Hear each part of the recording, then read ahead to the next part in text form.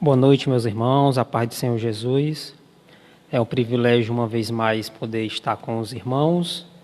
Eu quero convidar os amados irmãos que estão nos seus lares, na sua casa, nesse momento, a abrirem a palavra de Deus no Evangelho, segundo o relato de Lucas, no capítulo 18, no verso 8. Lucas, capítulo 18, no verso 8. É o texto em que a gente iremos meditar nessa noite e, assim, tirar algumas verdades para a nossa vida. Lucas, capítulo 18, verso 8, diz o seguinte: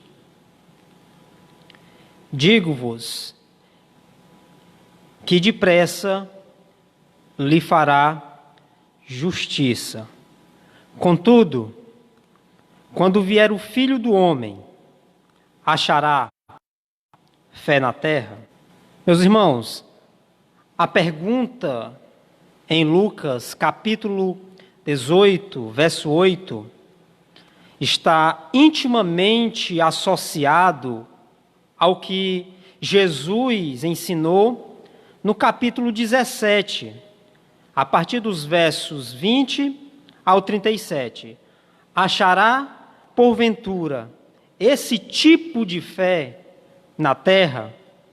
Meus irmãos, não haverá grande fé no fim dos tempos. 8 pessoas foram salvas no tempo de Noé e somente 4 em Sodoma, e uma delas pereceu no caminho.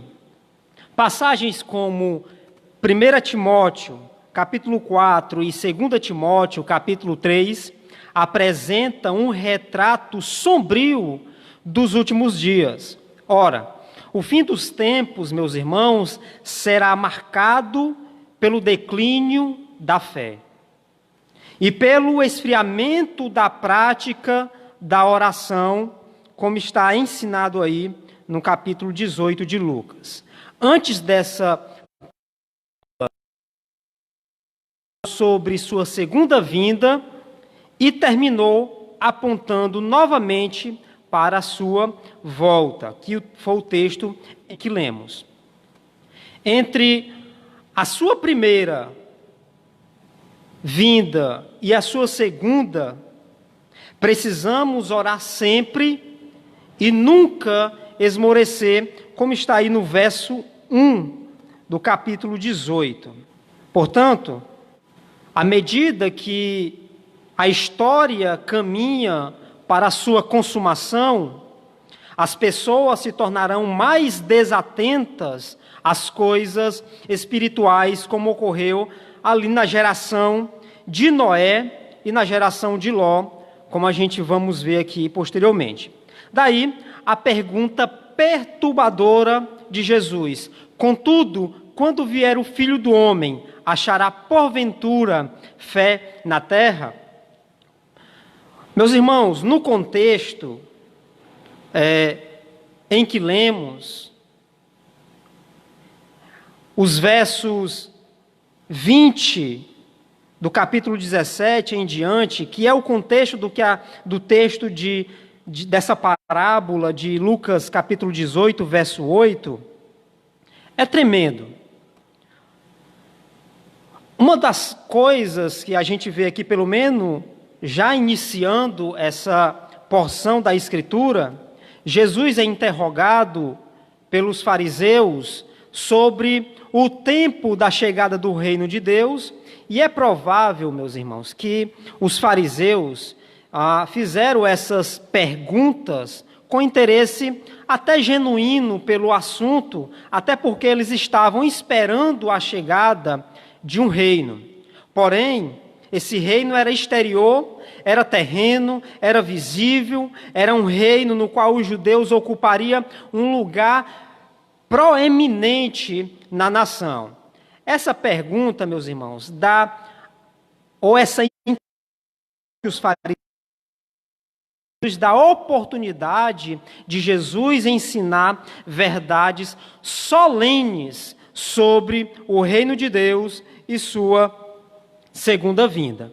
Vejamos, em primeiro lugar, os versos 20 e 21 de Lucas, capítulo 17.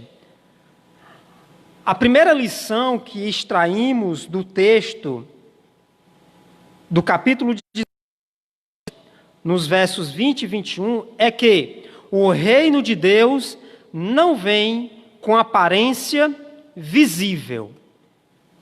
Veja aí o texto. Interrogado pelos fariseus sobre quando o reino de Deus viria, Jesus lhe respondeu: o reino de Deus não vem com aparência exterior. Nem dirão, está aqui ou está ali, pois o reino de Deus está entre vós. Aprendemos, meus irmãos, que o reino de Deus é completamente diferente dos reinos deste mundo. E certamente você recorda da resposta que Cristo deu a Pilatos no Evangelho de João, no capítulo 18, no verso 36, que diz o seguinte: Jesus respondeu: o meu reino não é deste mundo. Se o meu reino fosse deste mundo, os meus servos lutariam para que eu não fosse entregue aos judeus. Entretanto, o meu reino não é daqui. O principal objetivo, meus irmãos, de Cristo, ao proferir essas palavras, era informar a Pilatos a verdadeira natureza do seu reino e corrigir qualquer falsa impressão que ele poderia ter recebido dos judeus.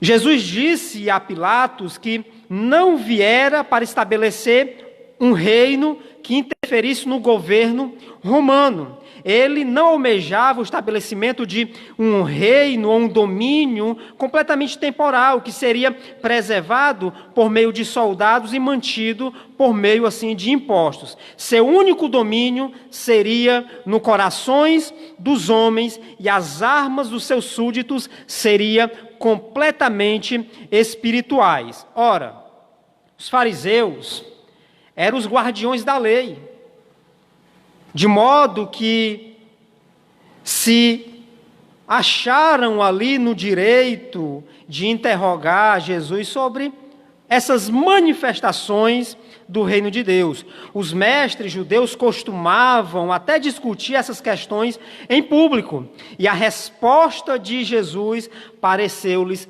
satisfatória. No entanto, o mestre reservou as lições mais detalhadas para os seus discípulos. Portanto, nosso Senhor disse aos fariseus: o reino de Deus não vem com visível aparência. E o termo traduzido aqui por visível aparência, no verso 20, só é usado nessa passagem do Novo Testamento e está relacionado a observar o futuro,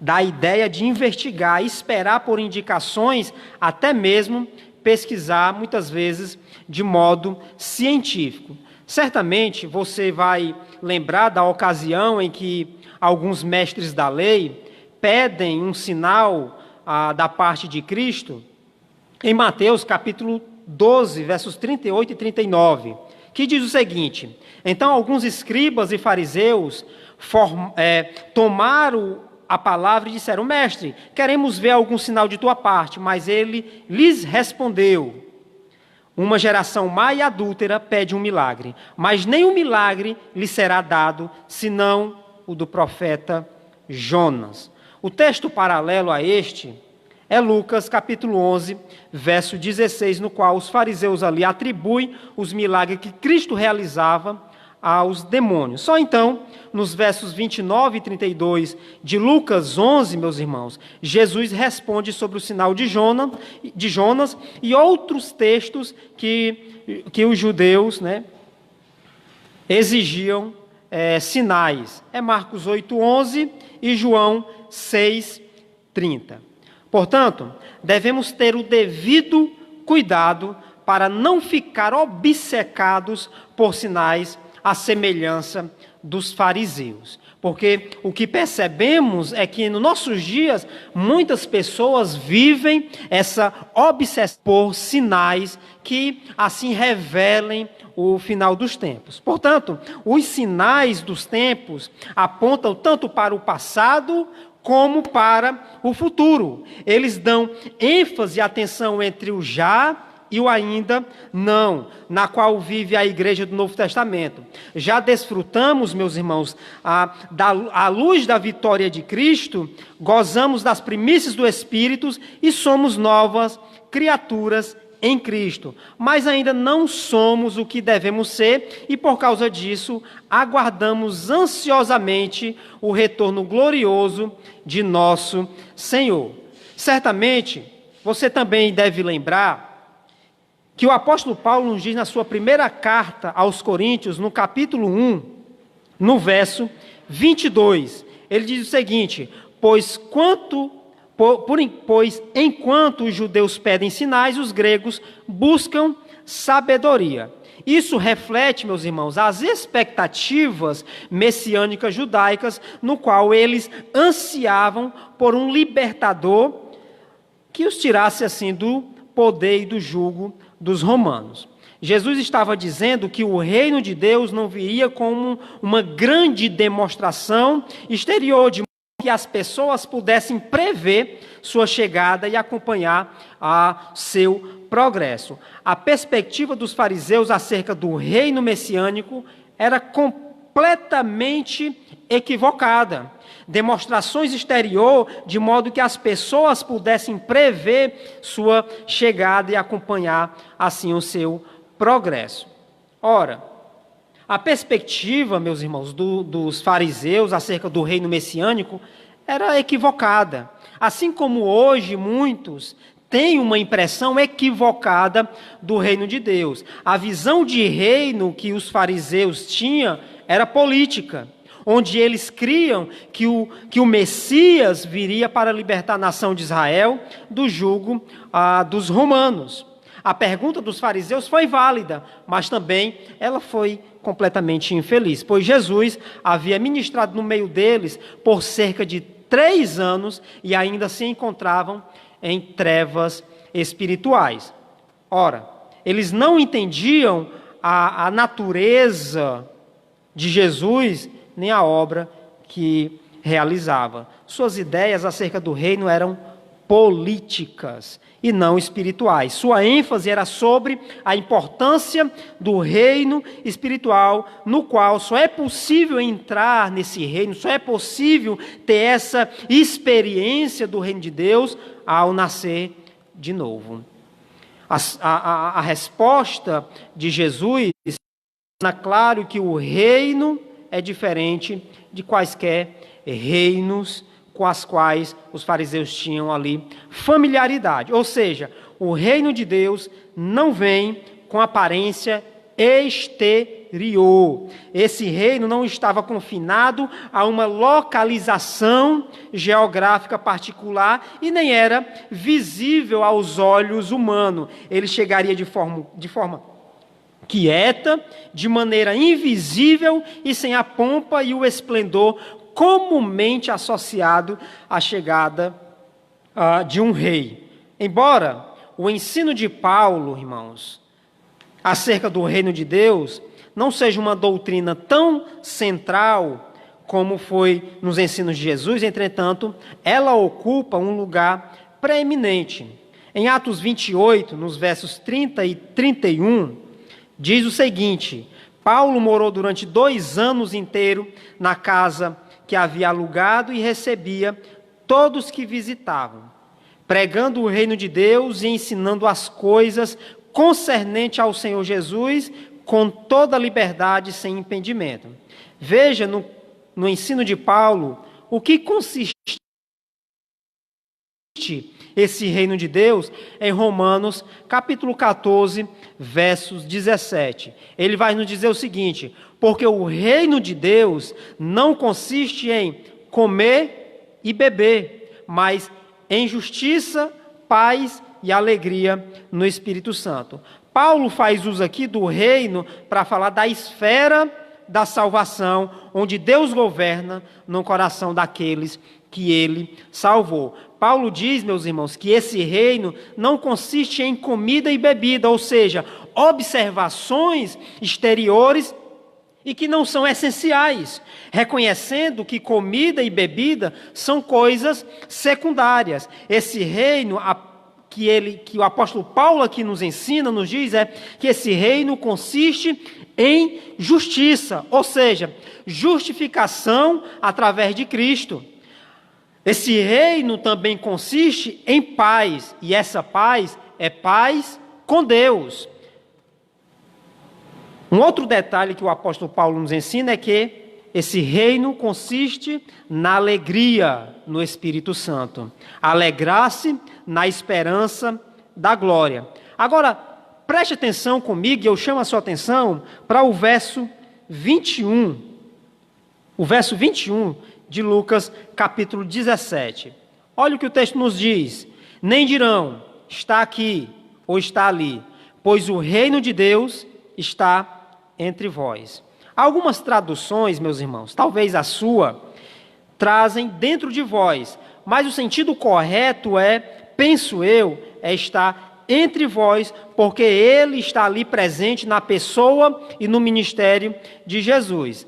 Assim, nesse texto, a expressão entre vós significa ao mesmo tempo que a experiência de receber o reino de Deus é um milagre que ocorre no interior do ser humano e que o reino já havia chegado e estava bem ali na pessoa de seu rei.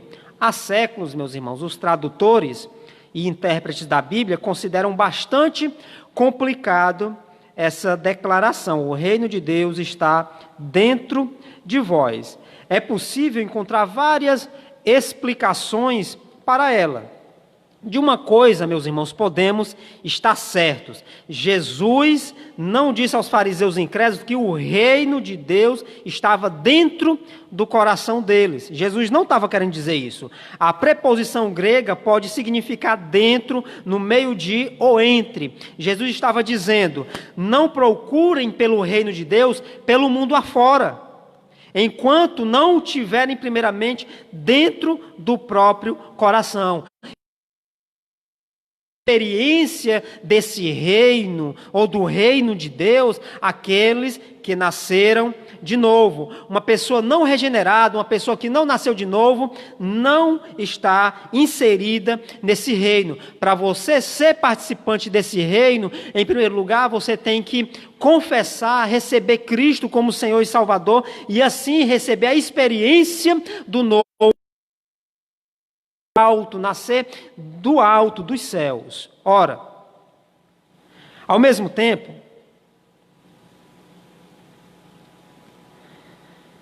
é possível que Jesus também, meus irmãos, estivesse dizendo que o que importa é o fato de eu estar aqui entre vocês, pois eu sou o rei. Como poderão entrar no reino se rejeitam o rei? Como podem dizer, sou salvo, mas negam aquele que é o Salvador? Os fariseus, meus irmãos, preocupavam-se com os grandes acontecimentos do futuro, mas enquanto isso ignoravam as oportunidades do presente.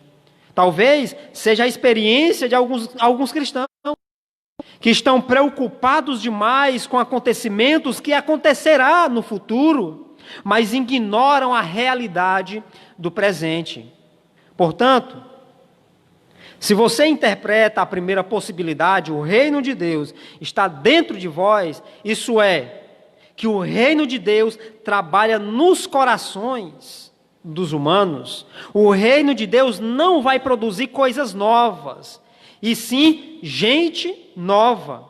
Não devemos procurar uma revolução das coisas materiais, e sim uma revolução nos corações dos seres humanos, ou dos homens. Ou se você interpreta a segunda possibilidade, o reino de Deus está entre vós, ou melhor, está entre nós, isso se refere, ou traz referência ao próprio Jesus.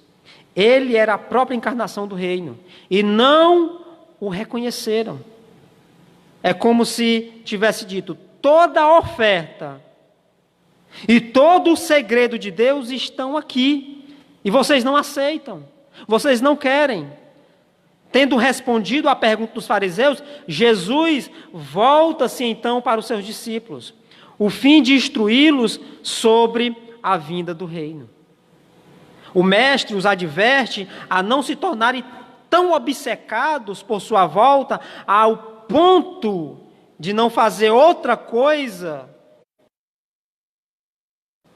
Talvez você que esteja me ouvindo, você conhece pessoas assim, que sejam obcecadas por sinais, que vivem procurando sinais de lá para cá e daqui para lá.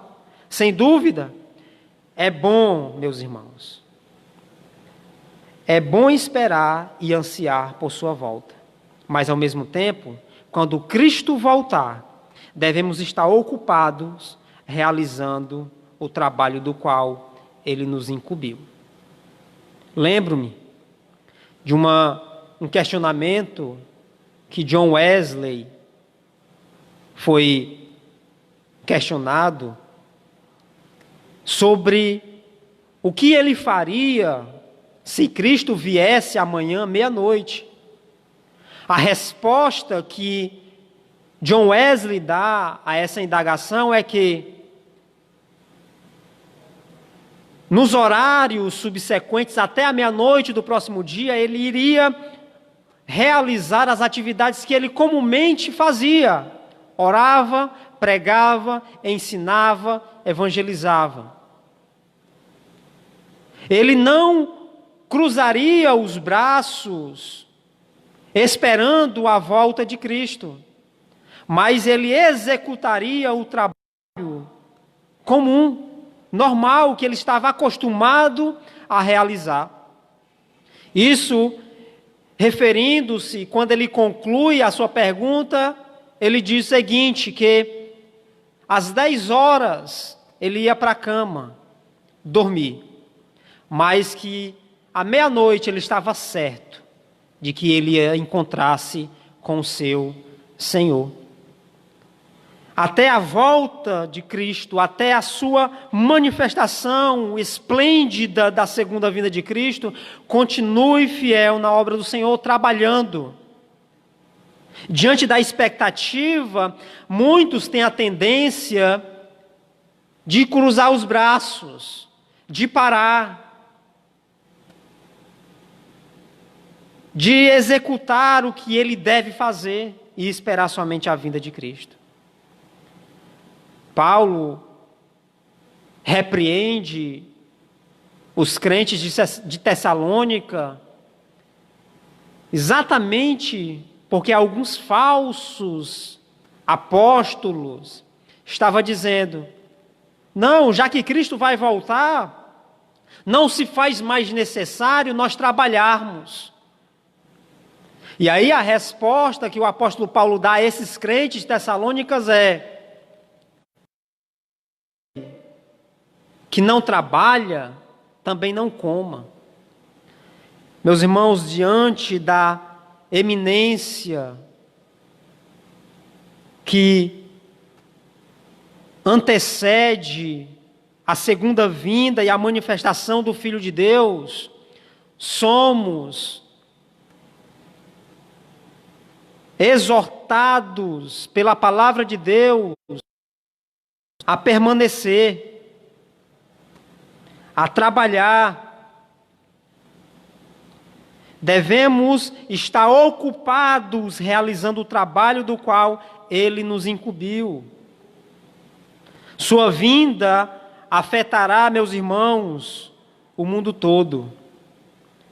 De modo que é tolice seguir falsos profetas que dizem: ei-lo ali, ei-lo ali, lá está ele.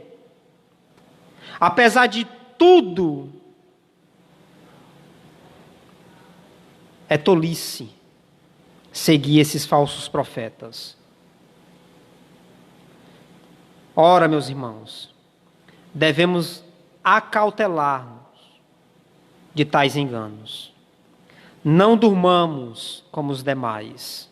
O reino de Deus virá sobre os homens mais rápido do que muitos esperam.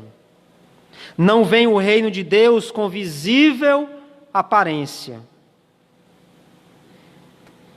O reino de Deus, Jesus respondeu aos fariseus, não vem com aparência exterior. Nem dirão está aqui ou está ali, pois o reino de Deus está entre vós. Chamo sua atenção para uma segunda lição que está dentro do contexto do texto em que lemos, do capítulo 18, no verso 8, que, como eu falei no princípio, no capítulo 17, Jesus fala da sua segunda vinda. E no capítulo 18, ele termina a parábola apontando para a mesma, de que ele virá. E quando ele vier, contudo, quando vier o Filho do Homem, achará fé na terra? Chama sua atenção para uma segunda verdade no texto de Lucas capítulo 17. A segunda vinda de Cristo será um acontecimento repetindo. Veja comigo os versos 22 e 25 de Lucas 17. Então disse aos discípulos, chegarão dias em que desejareis ver um dos dias do Filho do Homem, e não vereis.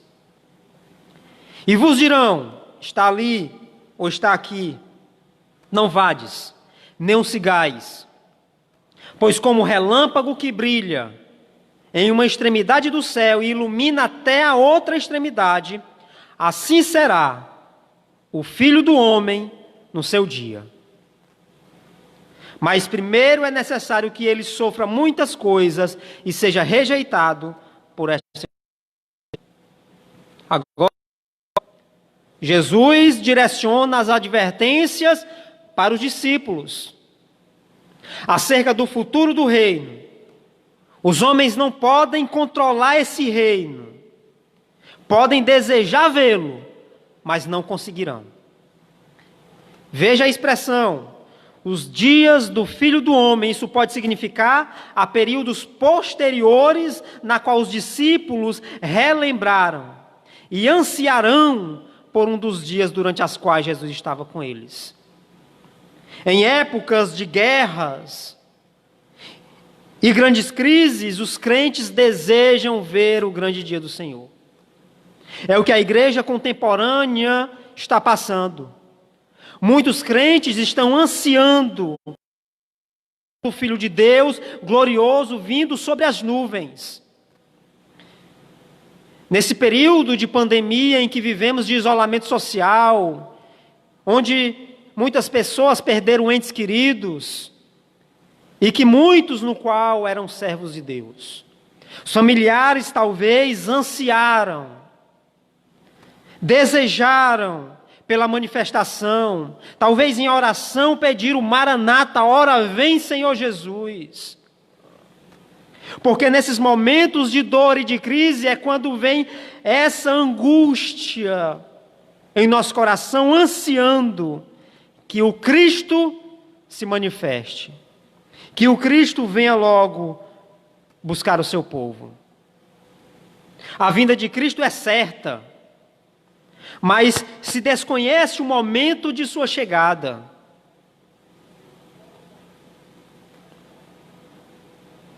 As especulações são vãs e inúteis.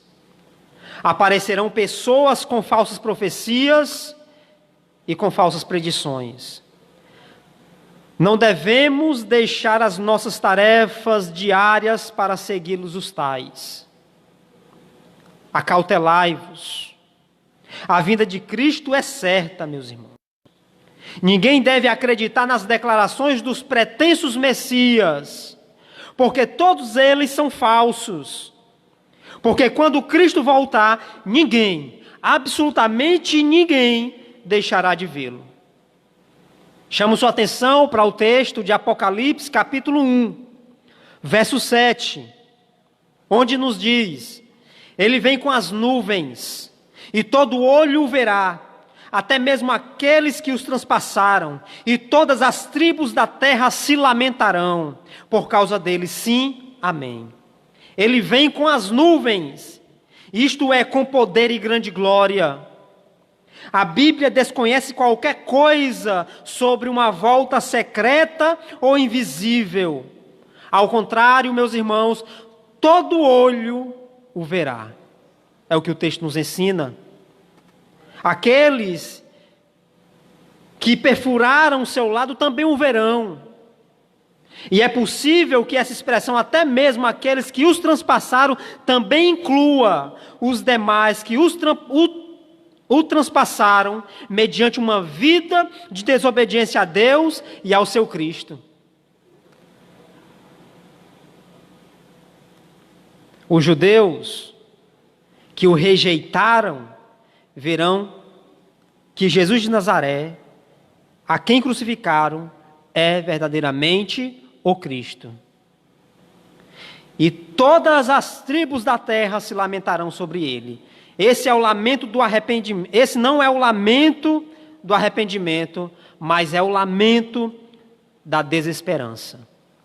O texto nos diz que todas as tribos da terra vão lamentar. Esse lamento não é de arrependimento, não é de contrição. Esse lamento é de desespero e desesperança. Ao ponto de que no livro do Apocalipse, eles pedem que os montes caiam sobre eles. É desespero. Esse dia será de bem-aventurança para os redimidos, para os que lavaram suas vestes no sangue do Cordeiro, mas será desespero para aqueles que o transpassaram com a sua vida de desobediência. Todas as tribos da terra vão lamentar. Sua vinda será tão óbvia como um relâmpago. Mas antes que isso venha acontecer, é necessário que ele padeça muito e seja reprovado por esta geração. Vivemos sobre a eminência constante deste glorioso dia. Nosso esforço e o desejo de nosso coração deveria ser o de estarmos sempre prontos para encontrar com o Senhor. Apocalipse, capítulo 16, verso 15, nos diz: eu venho como ladrão. Bem-aventurado aquele que está alerta e tem consigo suas vestes, para que não ande nu e não se veja a sua nudez. Devemos estar prontos para esses dias. Esse glorioso dia. Em terceiro lugar, a segunda vinda de Cristo, meus irmãos, acontecerá num tempo de descuido espiritual. Veja os versos 26 ao 30. Como aconteceu nos dias de Noé, também acontecerá nos dias do Filho do Homem. Comiam, bebiam, casavam-se e davam-se em casamento, até o dia em que Noé entrou na arca, e veio o dilúvio, e destruiu a todos. E também como aconteceu nos dias de Ló, comiam, bebiam, compravam, vendiam, plantavam e construíam. Mas no dia em que Ló saiu, do céu choveu fogo e enxofre, destruindo a todos. Assim será no dia em que o Filho do Homem se manifestar. Em seguida, Jesus usa dois acontecimentos do Antigo Testamento, meus irmãos, para ilustrar o caráter indubitável e repetindo de sua vinda. O dilúvio, em Gênesis 6 a 8, e a destruição de Sodoma e Gomorra, em Gênesis 19.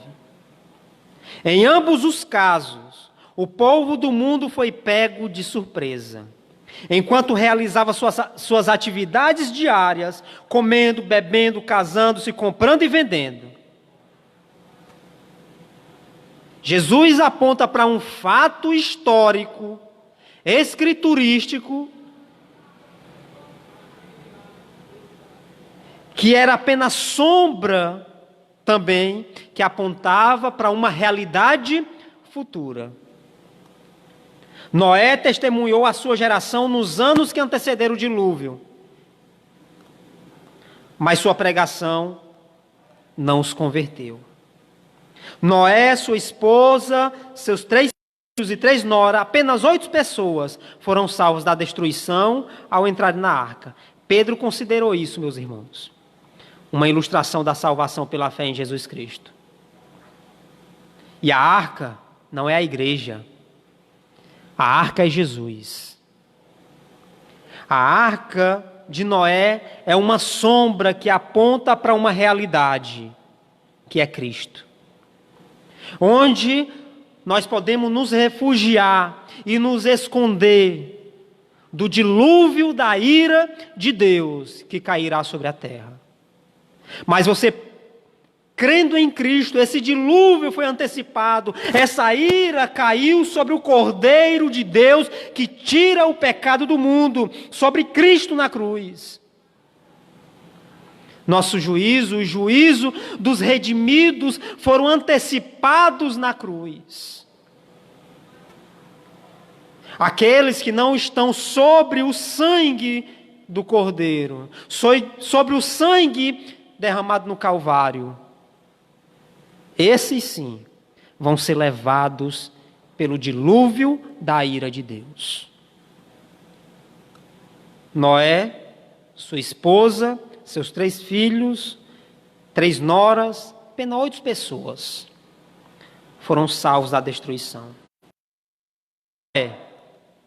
Quanto Ló, viveram em épocas de condescendência religiosa e de decadência moral, não muito diferente do que ocorre em nossos dias.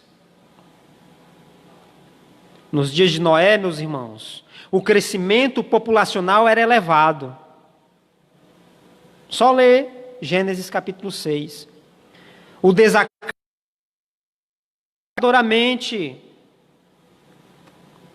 e a terra havia se entregado à violência. É diferente de nossos dias? De maneira nenhuma.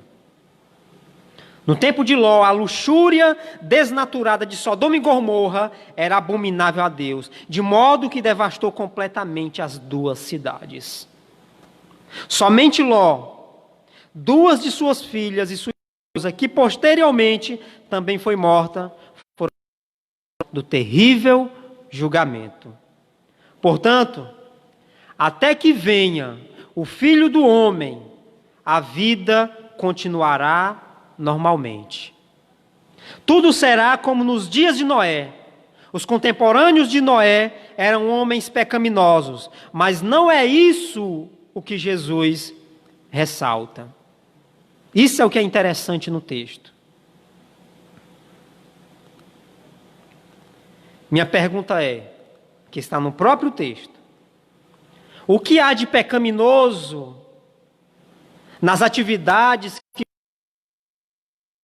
comer, beber e casar? Se isso faz parte do conteúdo da vida existencial humana comum. Mas é exatamente essa a lição que Cristo quer nos ensinar. Aqueles homens, meus irmãos, da antiguidade, estavam tão ocupados com os negócios normais da vida que não prestaram atenção. Não fizeram caso de Noé nem de sua pregação. O resultado é que foram surpreendidos pela destruição que poderiam ter evitado. Diferente dos nossos dias, nem um pouco. Estamos anunciando, ensinando, pregando e advertindo. Mas muitos não fazem caso, não fazem pouco, não querem nenhum compromisso. Elas continuam ocupadas, e tão ocupadas com os negócios normais da vida, que não estão prestando atenção às advertências de Deus, que não estão prestando atenção no soar das trombetas de Deus. Assim é na sociedade atual. Do tipo de práticas pecaminosas, onde o prazer da vida, assim como foi na geração de Noé, aquelas pessoas estavam insensíveis às exortações. Assim é nossos dias. As pessoas, até mesmo dentro do nosso contexto religioso, estão insensíveis às advertências, às exortações e aos anúncios de que Ele está vindo, de que Ele voltará. Existe uma exortação, principalmente para nós, os crentes. Segunda carta de Paulo a Timóteo, no capítulo 2, no verso 4, nos afirma: ninguém que milita se embaraça com negócios dessa vida, a fim de agradar aquele que o alistou para a guerra. Os soldados em serviço não contam com segurança e facilidade. Pelo contrário, dureza, riscos e sofrimentos são aceitos sem contestação.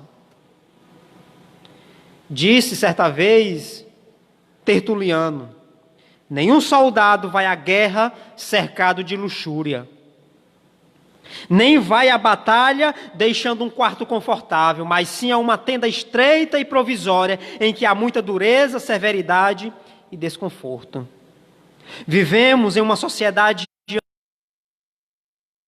que se opõe ao Evangelho, e o cristão não deve esperar dias fáceis. Se for fiel ao Evangelho, certamente experimentará oposição e escárnio. Quando em serviço ativo, não se embaraça em negócios. Ao contrário, liberta-se dos afazeres de natureza civil, a fim de dedicar-se às armas e ao serviço por quem foi alistado. O cristão que deve viver neste mundo e não se alienar dele, não pode certamente esquivar das comuns obrigações de seu lar, de seu local de trabalho, de sua comunidade. É verdade que, como cristão, ele deve estar sobremodo consciente do seu dever de bem cumpri-las e não evadir-se delas. Não se deve esquecer também, meus irmãos, do que Paulo relembrou a Timóteo em sua primeira carta, ao dizer que tudo o que Deus criou é bom e recebido com ações de graça, nada é recusável. E que Deus tudo nos proporciona, unicamente para o nosso aprazimento. 1 Timóteo capítulo 4, verso 4 e no capítulo 6, no verso 17. Portanto, assim, o que se proíbe ao bom soldado de Cristo não são as atividades seculares, mas os envolvimentos em negócios desta vida, que mesmo sendo perfeitamente impeçam de lutar as batalhas de Cristo. Esse conselho aplica-se especialmente ao pastor ou ministro cristão. Ele é chamado a dedicar-se ao ensino e ao cuidado do rebanho de Cristo. É tirada da experiência de Ló. Nos dias dele, pessoas prosseguiam nos negócios da vida e não prestaram atenção ao exemplo e ensino dele. Mas o fato de desconsiderarem o homem de Deus não lhe trouxe isenção do julgamento de Deus. Certo dia, Deus tirou Ló da cidade e naquele dia, Sodoma foi destruída. Nem Noé, nem Ló eram um modelo de perfeição em virtudes, mas os dois reconheciam que a catástrofe forçosamente viria, meus irmãos. E os dois buscavam os meios de salvar-se. A mensagem cristã não é para aqueles que pensam que merecem um destino melhor do que seu próximo, mas sim para aqueles que, no meio da indiferença e complacências universais, reconhecem que a situação é desesperadora e perguntam: o que devemos fazer para ser salvos? Foi a pergunta que fizeram capítulo 2, verso 37. E ouvindo eles isto, compungiram-se em seu coração e perguntaram a Pedro e aos demais apóstolos: que faremos, homens e irmãos? A mensagem do Evangelho é urgente, é um chamado ao arrependimento, é um chamado a entrar pela porta estreita, na qual é uma entrada agonizante.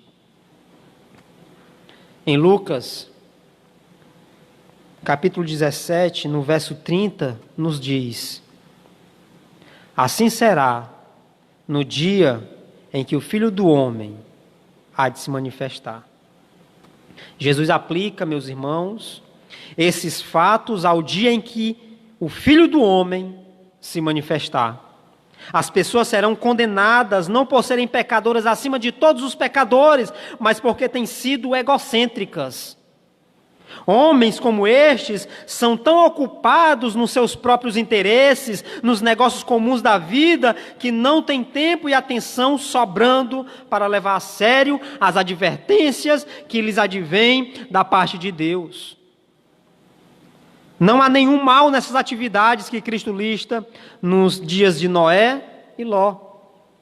Todas elas são lícitas. O problema é que essas pessoas só fizeram investimentos nesta vida, na vida terrena, e nenhum investimento na vida espiritual.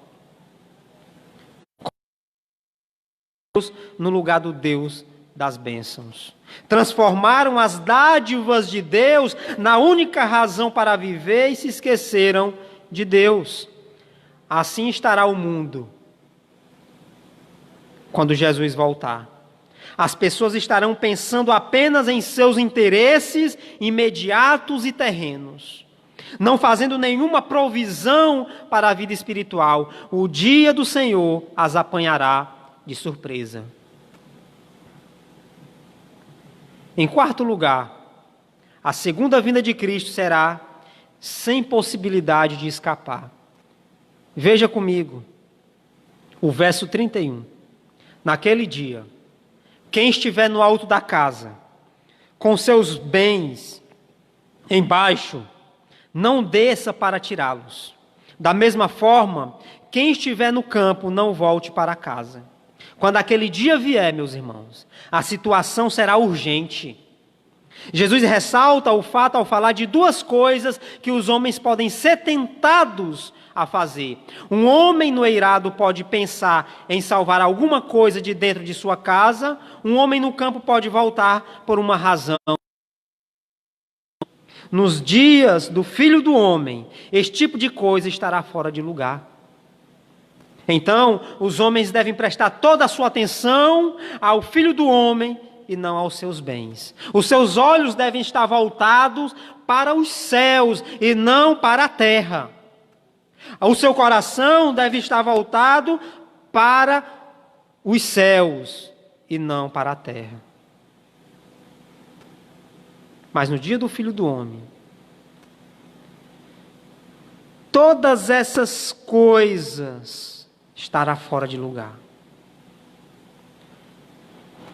Na primeira carta de Paulo a Timóteo, no capítulo 6, no verso 7, nos diz que: pois nada trouxemos para este mundo e dele nada podemos levar. É o que se espera de todo cristão. Uma devoção de todo o coração ao Filho do Homem. Sem complicações causadas por um desejo por possessões materiais. A quinta lição que aprendemos no texto de Lucas 17 é que na segunda vinda de Cristo será marcada por um falso compromisso. 32 e 33. Lembrai-vos da mulher de Ló. Quem procurar preservar a sua vida irá perdê-la, e quem a perder, este a preservará. Há poucas advertências nas Escrituras mais solenes que esta. O Senhor Jesus Cristo nos diz: lembrai-vos da mulher de Ló. John Charles Riley foi um clérigo inglês do século XIX, comentou o seguinte sobre esse texto. É uma advertência solene. Quando consideramos a pessoa que Jesus menciona, ele não nos convida a lembrar de Abraão, ou Isaac, ou Jacó, ou Sara, ou Ana, ou Ruth. Não. Ele escolhe alguém cuja alma estava perdida para sempre. Ele clama a nós: lembrai-vos da mulher de Ló. John Charles Riley considera uma das advertências mais solenes da Escritura proferida pelo nosso Senhor. A esposa de Ló professava a verdadeira religião. Seu marido, meus irmãos, era um homem íntegro, como diz 2 Pedro 2,8. Ela deixou Sodoma com ele no dia da sua destruição. Ela olhou para trás, em direção à cidade, em desobediência à ordem expressa de Deus.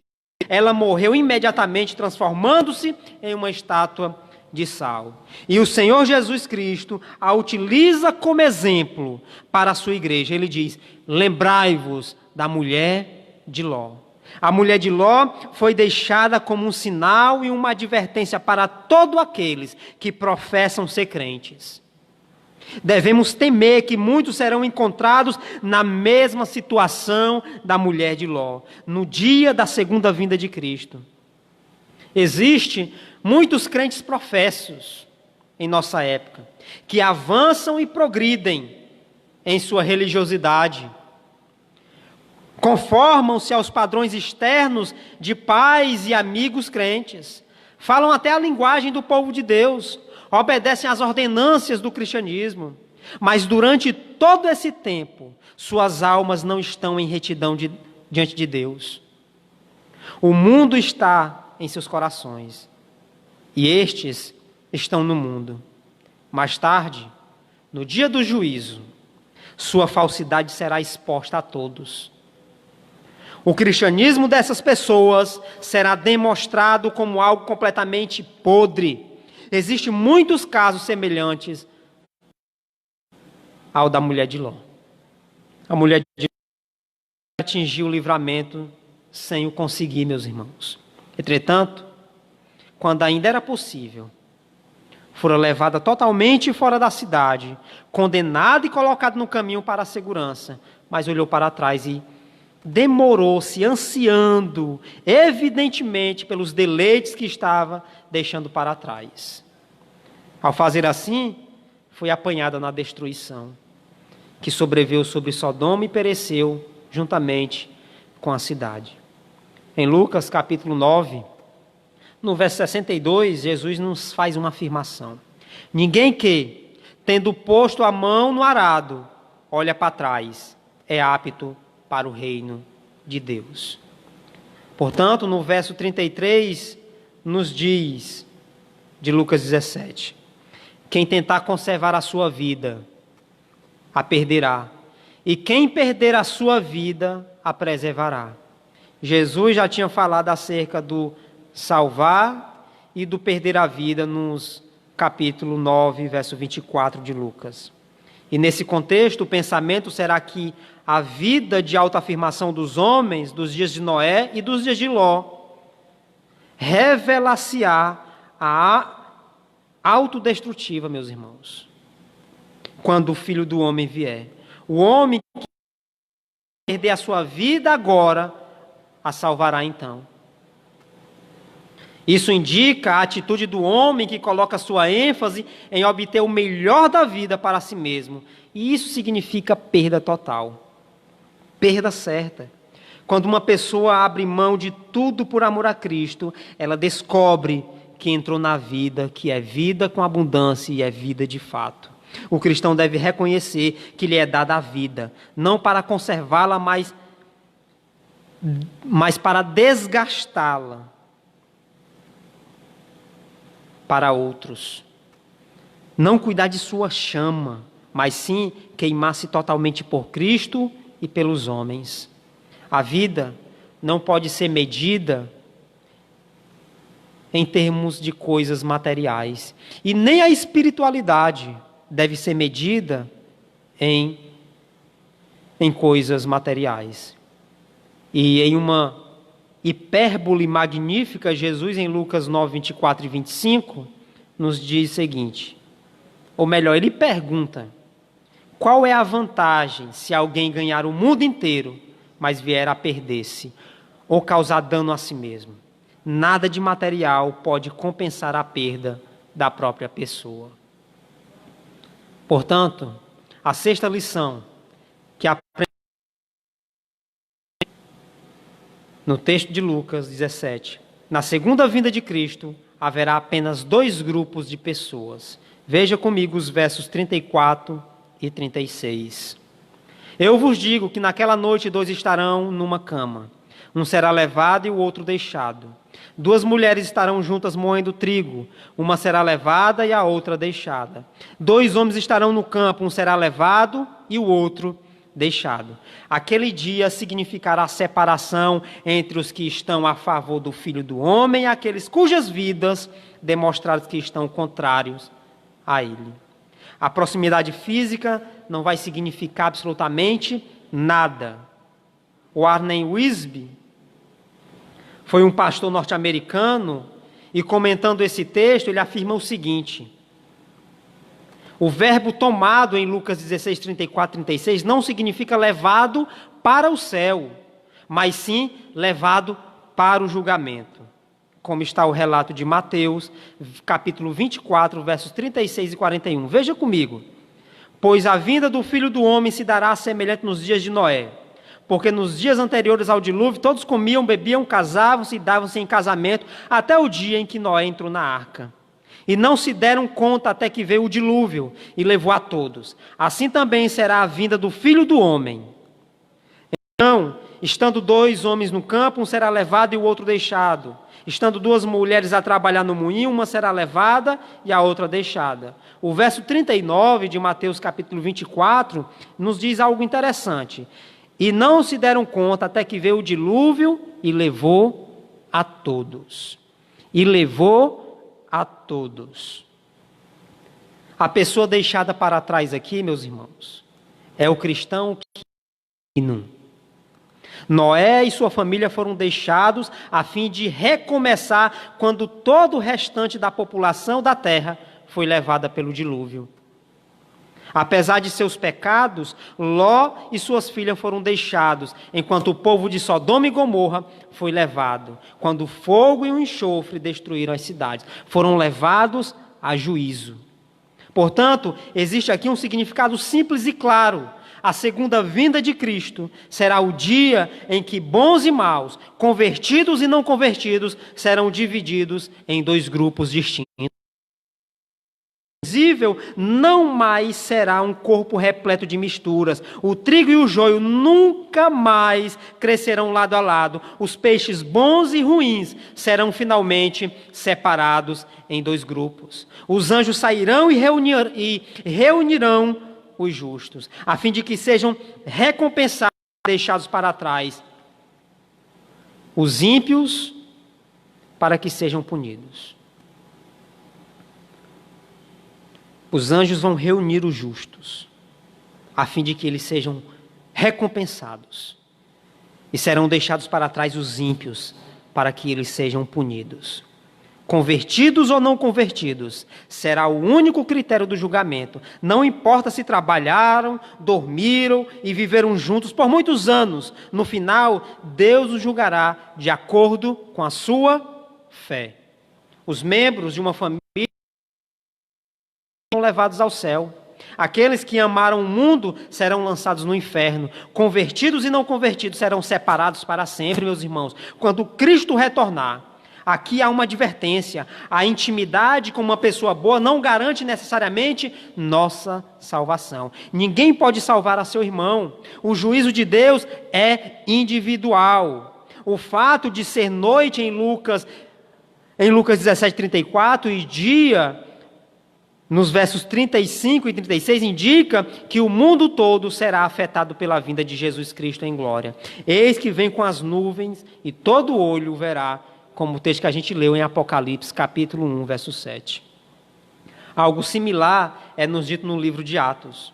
Os anjos disseram aos discípulos que assistiam a esse Jesus, que dentre vós foi assunto ao céu, assim virá do modo como vistes. Todo olho verá. Todo olho o verá. Não importa, meus irmãos, não importa o fuso horário, se é dia no Ocidente e noite no Oriente, todo olho o verá. O mundo todo será surpreendido nesse glorioso dia. Todo livro do Novo Testamento nos indica o retorno de Cristo e nos conclama a viver de modo tal a sempre estar pronto para essa volta. Somos ensinados que o Filho do Homem virá com seus anjos na glória de seu Pai. Jesus falou ao sumo sacerdote que este viria e o Filho do Homem assentado à destra poderosa de Deus e vindo com as nuvens do céu. Frequentemente Jesus falou aos seus ouvintes para vigiar por sua volta, uma vez que ele viria numa hora em que eles não esperavam, em Mateus 24, 42 e 44. Em Lucas 12, 40, ele falou da felicidade daqueles servos a quem ele encontraria fiéis quando ele retornar, em Lucas 12, 37 ao 43. Após ter descrito alguns dos sinais que precederiam a sua vinda, meus irmãos, o Senhor disse: ora, ao começarem essas coisas a suceder, exultai e erguei as vossas cabeças, porque a vossa redenção se aproxima. Em Lucas 21, verso 28. E em seu discurso de despedida, Jesus contou aos seus discípulos que após ter deixado a terra, ele viria novamente e os levaria consigo, em João capítulo 14, verso 3. Essa mensagem é mais atual do que se pensa. Essa mesma expectação vivida pela volta de Cristo, deveria marcar a igreja de Jesus Cristo nos dias de hoje. Se esta expectação não mais estiver presente, há algo radicalmente errado. É o servo infiel da parábola de Jesus que diz em seu coração: meu Senhor tarda em vir, em Lucas 12, 45. Pode haver várias razões para a perda deste senso de expectação, meus irmãos. É possível que a igreja odierna esteja tão envolvida em assuntos materiais e seculares, como foi nos dias de Noé e Ló, que o interesse pela segunda vinda esteja se desvanecendo. E estando no segundo plano. É possível que muitos cristãos não mais creiam numa volta literal de Cristo. É também possível que muitos dos que creem numa volta literal empurram esse evento para tão longe, no futuro distante, que não era dessa volta. Quaisquer que sejam as razões, a perda de uma expectativa vívida e vital da segunda vinda de Cristo é um sinal de uma enfermidade espiritual das mais sérias na igreja. Todos os cristãos deveriam aguardar ansiosamente pela volta de Cristo e deveriam viver à luz dessa expectação renovada a cada dia. Para encerrarmos, a sétima lição: na segunda vinda de Cristo não haverá mais tempo para se preparar. Veja comigo o verso 37. E eles lhes perguntaram: onde, Senhor? Ele respondeu: onde estiver o cadáver, ali se ajuntarão também os abutres. Ora, meus irmãos, em 3 ocasiões os discípulos ouviram Jesus pregar sobre pessoas sendo tomadas e deixadas, de modo que lhe fizeram uma pergunta bastante lógica: onde será isto? Temos a impressão de que Jesus responde com um provérbio que deveria ser conhecido na época: onde estiver o corpo, ou seja, o cadáver, aí também se ajuntarão os abutres. Em outras palavras, quando o Senhor Jesus voltar para julgar os inimigos, os salvos serão separados dos perdidos. Quer seja dia ou noite, quer as pessoas estejam trabalhando ou dormindo, a separação e o julgamento inevitáveis. Os salvos serão deixados para entrar no reino glorioso, enquanto os perdidos serão levados para julgamento. O que Jesus está dizendo é: onde se acharem os espiritualmente mortos, ali haverá julgamento. Aqueles que permaneceram no seu estado de mortos espirituais irão sofrer agora o dano da segunda morte. Eles terão agora o que sempre quiseram, o afastamento total de Deus. Cristo está enfatizando para a igreja a importância de se estar preparado para a sua segunda vinda. Não devemos ser como a mulher de Ló, cujo coração estava tão apegado a Sodoma a ponto de fazê-lo olhar para trás, apesar do aviso dos anjos em Gênesis capítulo 19.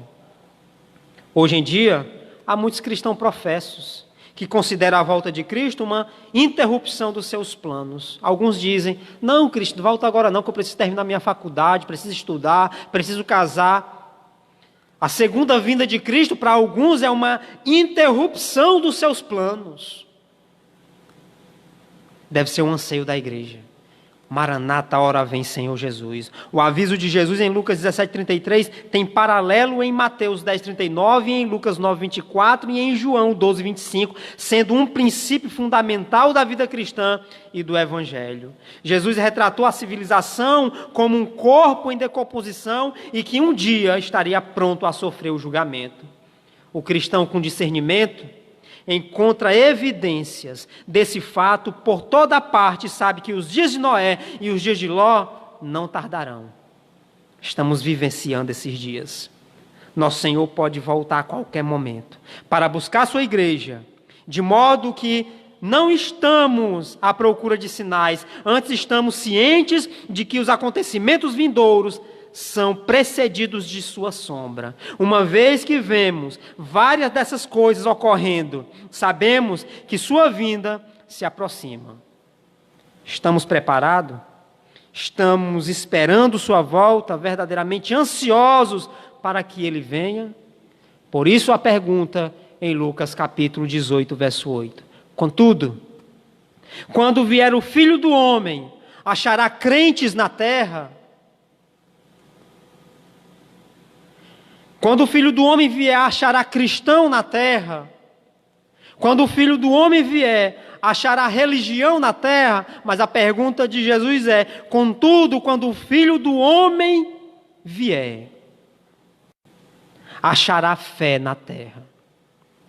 Vivemos em um tempo, meus irmãos, onde as pessoas glorificam a sua grande fé muitas vezes.